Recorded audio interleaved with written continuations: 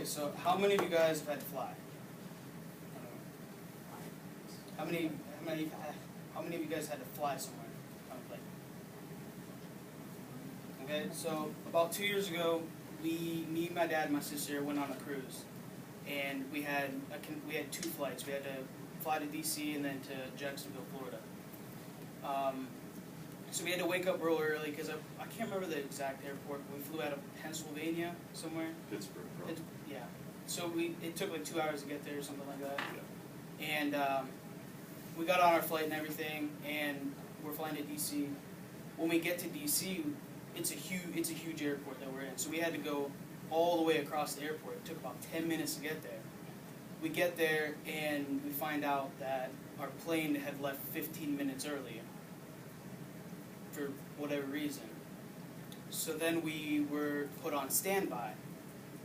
And standby, for those of you that don't know, is like waiting for other people to miss their flight so you can get on that flight. But we also had a 6-hour overlay. So we got to DC around 12-ish. So our next flight wasn't until like 6. And to get on this cruise, we had to be in Jacksonville by 8:30, or 8, and then on the cruise by 8:30. And this whole 6 hours, we didn't even know if we were going to get on a flight because we had to find 3 seats on the plane.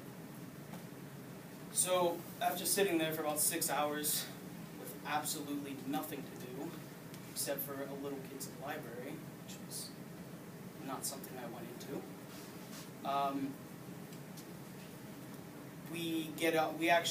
a seat opened up right as we were about to get on. So we're able to get on and all this, and we get to Jacksonville at right at 8 o'clock.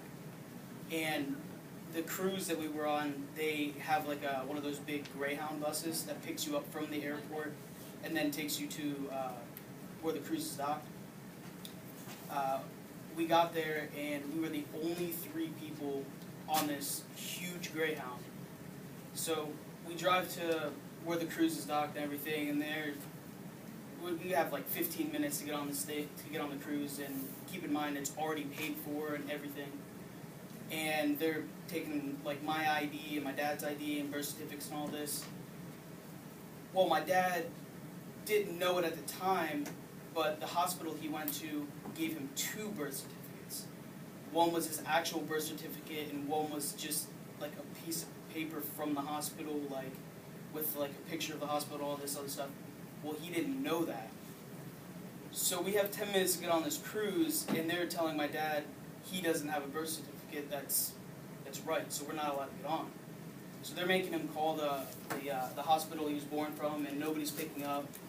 So my dad's almost breaking down because we're in Jacksonville and we're about to not, you know what I mean? It was a 5-day cruise and we had nowhere to go, and he didn't know what we were going to do. And for some reason they just decided, you know what, we're just going to let you on. So we got on, and the cruise really wasn't that great other than getting to go to the Bahamas. But on our way back, this is kind of the interesting part. On our way back, whenever we landed in Pittsburgh, we were walking back to our car, and there was this, it was an older car, probably, I think it was an Oldsmobile or something like that. But this was a car that you probably would think it was in a police chase, because it was parked crooked, all 4 tires were blown, and you could tell that it was driving with all 4 tires blown because all the tires were almost gone, if not gone. So there was just this car parked with everything just destroyed on it.